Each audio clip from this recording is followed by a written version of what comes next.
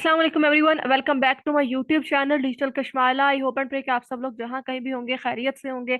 आज हम देखेंगे क्रॉस कल्चरल साइकोलॉजी PSY 515 का lecture 6 and the lecture is cultural perspectives on the interactions between nutrition, health and psychological functions। Food और nutrition की बात करेंगे। किसी भी कल्चर में फूड एंड न्यूट्रिशन जो है वो बेशक कल्चर्स में डिफरेंट किस्म की फूड्स पाई जाती हैं। हर किसी कल्चर की एक अपनी फूड होगी। अच्छा, मैं आपको पहले ये बताती चलूं कि क्रॉस कल्चरल साइकोलॉजी जो है वो लेक्चर 15 है इसके टोटल, जिसको देख के बच्चे बहुत ज्यादा खुश हो जाते हैं कि 15 लेक्चर्स हैं। तो मैं आपको इस चीज के बारे में आगाह करना चाहती हूँ कि इतना ज्यादा खुश ना हूँ आप लोग। ये जो लेक्चर 15 है ना, ये 45 के बराबर ही है, क्योंकि इनके जो लेक्चर्स हैं वो बहुत ज्यादा लेंथी हैं। 10-10 15-15 पेज का एक एक लेक्चर है, ठीक है। तो इसलिए हम इसे जल्दी, लेकिन थ्योरी ज्यादा है, जो चीजें इंपॉर्टेंट है वो मैंने कोशिश किया कि मैं सारी हाईलाइट्स करूं। लेकिन रिक्वेस्ट है मेरी आप लोगों से कि कंसेप्ट जब मुझसे मिल जाता है और मैं बड़े इजी वे में और बड़ी आसान सी इधर उधर की बातों से आपको पूरा समझाने की कोशिश करती हूँ।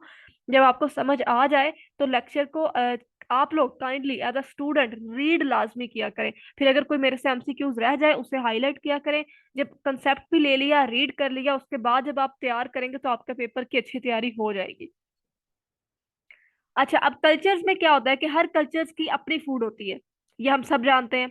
अब हर कल्चर की अपनी फूड हो तो सकती है, लेकिन फूड को इस्तेमाल करने का तरीका सेम होता है, ठीक है। कि हमें जरूरत होती है ये जानने की कि हमने फूड कितनी क्वांटिटी में लेनी है, या कौन सी फूड कितनी क्वांटिटी में लेनी है, या कौन सी फूड हमारी सेहत के लिए ठीक नहीं है। कौन सी फूड अगर आप ज्यादा लेंगे तो आप मोटापे का शिकार हो जाएंगे, अगर आप जरूरत से कम फूड अपने बच्चे को देंगे तो वो मेल न्यूट्रिशन का शिकार हो जाएगा, ठीक है। तो जो न्यूट्रिशनिस्ट होते हैं बेसिकली इसी चीज के बारे में ये हमें आप कह सकते हैं कि आगाह करते हैं कि हम ये समझ सके कि हमें कौन सी खुराकें खानी है और कौन सी खुराक जो है वो हमारी सेहत के लिए बेहतर है और कितनी क्वांटिटी में बेहतर है। तो इन्हीं चीजों के बारे में कुछ ना कुछ हम इस लेक्चर में भी डिस्कस करेंगे। Cost of a poor diet. अब जब एक पुअर डाइट होगी उसकी कॉस्ट सबसे पहले क्या है कि मतलब दैट इज इमेंस। उसके जो इंटरेक्टिव इफेक्ट्स होंगे, आप मेल न्यूट्रिशन का शिकार हो जाएंगे, इन्फेक्शन हो सकता है आपको, जिससे बच्चे की डेथ के खदशात भी होते हैं। अगर इंसान ओवरवेट हो जाता है तो यूनाइटेड स्टेट में हेल्थ प्रॉब्लम्स के बहुत ज्यादा जो मसले हैं वो ओवरवेट से बिलोंग करते हैं, ठीक है। उसके बाद फिर ये ओवरवेट का जो प्रॉब्लम है वो यूनाइटेड स्टेट के साथ साथ जो भी इंडिया की खवातीन हैं, अर्बन वुमेन्स हैं, उनमें भी बहुत ज्यादा पाया जाता है। ओबेसिटी को ज्यादातर एक्सपीरियंस किया गया है वाशिंगटन में, कलकत्ता में, सेंटियागो में और समोया में, ठीक है। ये एक बैड हेल्थ प्रॉब्लम है जो कि जिससे आपको हार्ट डिजीज, डायबिटीज या कोई भी प्रीमेच्योर डायबिटीज हो सकती है, और it's cause at the end of premature death, ठीक है। Most pressing moral dilemma of our time is है कि वेस्टेड ह्यूमन पोटेंशियल। हम ह्यूमन पोटेंशियल ही हम वेस्ट कर देते हैं। मिलियंस ऑफ चिल्ड्रन जो हैं वो हमारे मौत के मुंह में चले जाते हैं सिर्फ इस मेल न्यूट्रिशन की वजह से, या इस ओबेसिटी की वजह से, डिफरेंट किस्म के फूड के प्रॉब्लम्स की वजह से। वर्ल्ड हेल्थ ऑर्गेनाइजेशन है जिसकी वेबसाइट का उन्होंने लिंक भी बताया हुआ है, इसके ऊपर हर किसी एक डिजीज के बारे में और डाइट के बारे में आगाह किया जाता है, और क्या क्या रूल्स हैं जो कि इंटरनेशनल लेवल पर अप्लाई होने चाहिए, वो चीजें भी वर्ल्ड हेल्थ ऑर्गेनाइजेशन जो है वो आगाह करती है उन चीजों के बारे में भी। अब चाइल्डहुड मेल न्यूट्रिशन क्या होती है कि एक बच्चा अपनी उम्र से तकरीबन 30% कम दिखता है, ठीक है। बच्चा अंडर वेट हो जाता है, ठीक है। मतलब एक तो होता है ओबेसिटी या ओवरवेट, दूसरा अंडर वेट हो जाता है बच्चा। और ये ज्यादातर जो बीमारी है मेलन्यूट्रिशन की, अंडरवेट दिखना, ये अफ्रीका और साउथ एशिया में ज्यादा होती है। मतलब अगर एक 4 साल के बच्चे का जो नॉर्मल वेट है वो 16 किलोग्राम होना चाहिए, 35.2 पाउंड होना चाहिए। और अगर वो 16 ईयर्स का जो सॉरी 4 ईयर्स का बच्चा है जिसका वजन 16 किलोग्राम होना चाहिए, वो उसका वजन 12 किलोग्राम है, दैट्स मीन कि वो बच्चा अंडर वेट है, ठीक है। और वो मेल न्यूट्रिशन का शिकार है, जिसकी एट द आप कह सकते हैं कि बहुत ज्यादा उसके सवेयर होने के चांसेस एट द एंड क्या हो सकते हैं, डेथ भी हो सकती है। तो ये एक रफ डेफिनेशन है मॉडरेट malnutrition की, or less than 80% of expected weight throughout the world. If well nourished children of 4 years of age measure 102 centimeter or 4 inches in height, a child of 90 centimeter or 35 inches will be moderately stunned. अब पहले उन्होंने wait बताया था और अब वो बात कर रहे हैं हाइट की कि कितनी हाइट एवरेज होती है, और अगर उस बच्चे की उतनी हाइट नहीं है तो वो बच्चा मेलन्यूट्रिशन का शिकार होगा। अब एक टर्म यूज की जा रही है यहाँ पर बॉडी मास इंडेक्स की, बीएमआई की, जो कि एक क्वेश्चन है वेट का, ठीक है, जिसमें 19 और 23 में जो इसके सेंटर में आते हैं उनको हेल्दी कंसिडर किया जाता है। 25 जो है वो ओवरवेट है, 30 अगर होंगे उसको obese की कैटेगरी में फॉल किया जाएगा, एंड 17 जो होंगे वो अंडरवेट होंगे। ये बहुत इंपॉर्टेंट एमसीक्यूज है, तो ये जो इनकी आप कह सकते हैं कि रेटिंग्स बताई हुई हैं। द न्यू स्टैंडर्ड जो कि पब्लिश किए गए हैं 2000 में by the centres for disease control also available है इस वेबसाइट पर, जिसका लिंक आगे उन्होंने दिया हुआ है, ग्रोथ चार्ट वाली।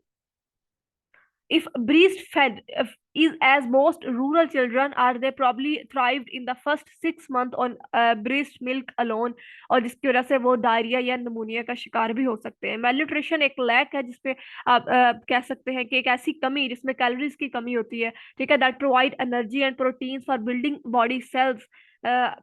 जो आपकी कैलोरीज की कमी होती है जिससे आप फिर डिफरेंट किस्म की प्रोटीन्स का इस्तेमाल करके उस चीज को पूरा कर सकते हैं। ये सारे एमसीक्यूज हैं, आप लोग रीड कर लीजिएगा,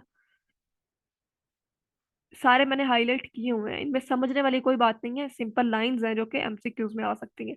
cultural influences on food choices and nutrition. अब कल्चर किस तरह से इन्फ्लुएंस करता है फूड में, फूड चॉइसेस में, कि आपको क्या चीज खानी है क्या चीज नहीं खानी। अब देखिए हर कल्चर की, जैसे हमने स्टार्ट में भी लेक्चर की बात की थी कि फूड चॉइसेस जो है वो डिफरेंट होती हैं। आप देख लें तो हमारे पाकिस्तान में या हम जैसे मुल्कों में ज्यादा हेल्दी डाइट्स ली जाती हैं, पराठे खाए जाते हैं, उसके साथ साथ सालन या बिरयानी खाई जाती है, जबकि आप देखते हैं वेस्ट एरियाज में वहां पर वो बॉयल चावल का इस्तेमाल करते हैं। आप चाइनीज को देखते हैं वो बिल्कुल सिंपल सब्जियां, उन्हें पकाते भी नहीं है इतना, वो उसको खाते हैं, ठीक है, उन्हें वो चीज बेहतर लगती है। और हम यहाँ पर हमारी सेहत के लिए ये बहुत ज्यादा नुकसानदेह भी होता है जब हम उन चीजों को इतना ज्यादा फ्राई करके यूज करते हैं। तो ये हर जो फूड चॉइस है ये हर कल्चर पर वेरी करती है, ठीक है।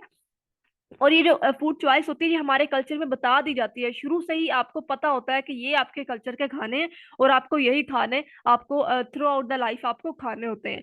The mother food intake during pregnancy while important for her health, ठीक है, हम इस चीज से हमें बड़ी अच्छी तरह से पता है कि ड्यूरिंग द प्रेगनेंसी बहुत ज्यादा इन चीजों का ख्याल रखा जाता है कि आपको क्या चीज खानी है और क्या चीज नहीं खानी।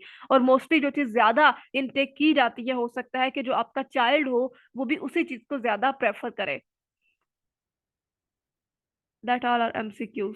अच्छा, न्यू डायरेक्शंस ऑन सॉल्यूशंस, कुछ न्यू डायरेक्शंस भी दी गई हैं, ये जो हमने वजूहात देखी कि क्या हो सकती हैं उस पर, और जिसमें बताया जा रहा है कि बहुत सारे आइडियाज हैं न्यूट्रिशन और हेल्थ के बारे में जो कि एवेल्युएट हो रहे हैं अराउंड द वर्ल्ड, और जिसमें हम एग्रीकल्चरल यील्ड को अपने इम्प्रूव करने की कोशिश कर रहे हैं। गवर्नमेंट्स जो है वो हॉस्पिटल्स को इस चीज़ की करती हैं कि हॉस्पिटल जो हैं वो प्रमोट करें ब्रीस्ट फीडिंग को एंड बैन कर दें उन तमाम बॉटल्स को जिनके जो किसी भी इन्फेंट फार्मूला के साथ उनको बनाया जाता है, जो डिब्बे वाले दूध इस्तेमाल किए जाते हैं बच्चों के लिए, उनसे बहुत ज्यादा आगे जाके बच्चे बच्चे जो हैं वो किसी भी बीमारी का शिकार हो सकते हैं। These have been two very successful nutrition program. उन्होंने कहा है कि ये जो दो प्रोग्राम है, मैंने हाईलाइट नहीं किया, आई एम रियली सॉरी, ये इंपॉर्टेंट है, कि एक तो breast feeding and the other one is ban the use of bottles, ये जो दूध वाले डिब्बे होते हैं। अगर आप इन दो चीजों पर, इन दो प्रोग्राम्स पर आप सक्सेसफुली आप कह सकते हैं कि अमल कर लेते हैं तो एक जो न्यूट्रिशन प्रोग्राम है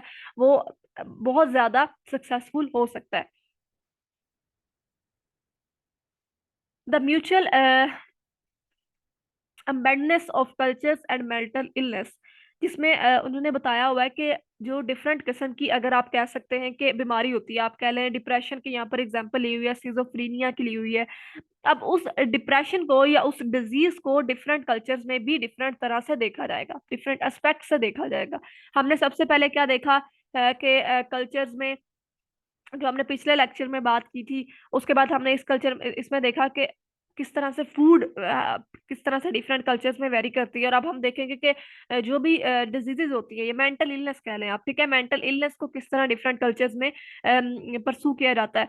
अब इलस्ट्रेटिव जो एग्जांपल उन्होंने दी हुई है कि एक आदमी है जो बिल्कुल ठीक है, वो नॉर्मल है, और यहाँ पर इंपॉर्टेंट बात ये ध्यान में रखना है कि ये साउथ ईस्ट एशिया की बात हो रही है, कि साउथ ईस्ट एशिया में अगर कोई भी एक मैन है वो बिल्कुल नॉर्मल है और सडनली ऐसा होता है कि वो मतलब एक अपना नॉर्मल बिहेव नहीं करता, ठीक है, वो अजीब सी हरकतें करना शुरू कर देता है, और उससे क्या होता है कि साउथ ईस्ट एशिया जो है उन लोगों का जो कल्चर है, ठीक है, उसके मुताबिक वो कहते हैं कि इसकी जो रूह है वो चली गई है, ठीक है। और उसके बाद क्या किया जाता है कि उसको किसी ऐसी जगह पर लेके जाया जाता है जहां पर उसके लिए उसको बिल्कुल आप कह लें कि बेड रेस्ट कर दिया जाता है। उसके बाद उसके लिए डिफरेंट, उसकी रूह के लिए डिफरेंट किस्म के खाने पकाए जाते हैं, और फिर उस रूह को वापस लाने की कोशिश की जाती है।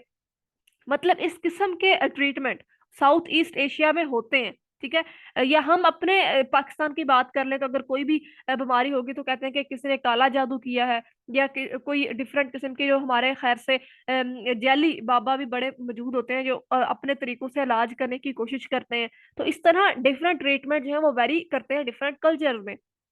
लेकिन अगर यही चीज आप कह रहे हैं कि किसी वेस्टर्न यूरोप में होती है, कि कोई बंदा है जो कि नॉर्मल था वो अब नॉर्मल बिहेव नहीं कर रहा, तो वो क्या करेंगे, वो सिंपली उसे साइकाट्रिस्ट के पास लेके जाएंगे, ठीक है। किसी साइकाट्रिस्ट के पास हॉस्पिटल में एडमिट करवाएंगे, वो साइकाट्रिस्ट मेडिकली उसको ट्रीट करेंगे, उसको मेडिसिन देंगे और उसकी डिफरेंट थेरेपीज उस पर अप्लाई करेंगे और इस तरह से उसका ट्रीटमेंट करने की कोशिश करेंगे। तो इस तरह से ट्रीटमेंट भी जो है वो डिफरेंट कल्चर्स में डिफरेंट तरीके से वेरी करते हैं। थ्योरेटिकल ओरिएंटेशंस, थ्योरेटिकल ओरिएंटेशन में बात हो रही है ह्यूमन फिनोमिना की, ठीक है। ह्यूमन फिनोमिना जिसको आप कह लें कि बेसिकली ये सेम होता है तमाम कल्चर्स में, ठीक है। अमंग अदर थिंग्स जो दूसरी हो सकती हैं कि डिप्रेशन, जिसको हम डिप्रेशन के तौर पर देखते हैं, जस्ट एज एन एग्रेशन। कुछ कल्चर्स होंगे जहां पर आप कह लें कि डिप्रेशन, एंग्जाइटी, अग्रेशन, इन सब कल्चर्स को इतनी वैल्यू नहीं दी जाती इन चीजों को, और इन्हें एक ही कैटेगरी में डाला जाता है। लेकिन वेस्टर्न कंट्रीज में अगर आप देखें तो डिप्रेशन को एक अलग वे से, एक कंप्लीटली अलग तरीके से ट्रीट किया जाता है, कंप्लीटली अलग तरीके से डिप्रेशन पर्सन को पैम्परिंग की जाती है उसकी, जबकि एग्रेशन को अलग तरीके से की जाएगी। और इन सब टर्म्स को आप कह सकते हैं, या इन सब डिजीजेस को डिफरेंट टर्म्स में डिवाइड किया जाता है। Current cultural and cross cultural research in mental health. अब जो डिप्रेशन की है वो single most common mental health problem है, जिसको हमने देखा है कि ग्लोबल बर्डन ऑफ डिजीज है ओवर 17% ऑफ द 8.1%। और हिस्टोरिकल लैंडमार्क जो है रिसर्च का, जो कि एक स्टडी है जिसे स्पॉन्सर किया गया था वर्ल्ड हेल्थ ऑर्गेनाइजेशन पर 1973 या 1986 में हुई, जिसमें ये स्टडी किया गया था कि जो डिप्रेशन है उसके सिम्टम्स में डायस्फोरिया आता है, एंजाइटी आती है, tension, lack of energy and ideas of insufficiency, ठीक है। इस मतलब ये सिम्टम्स हैं जो कि डिप्रेशन की हैं। अगर आपको ये सिम्टम्स शो होती हैं तो वो पर्सन डिप्रेशन का आप कह सकते हैं कि पेशेंट है। This is all are MCQs. तो यहाँ पर खत्म होता है हमारा लेक्चर 6। आई होप कि आप लोगों को समझ आया होगा। मिलते हैं नेक्स्ट लेक्चर में। अपना बहुत सारा ख्याल रखिएगा। खुदा हाफिज।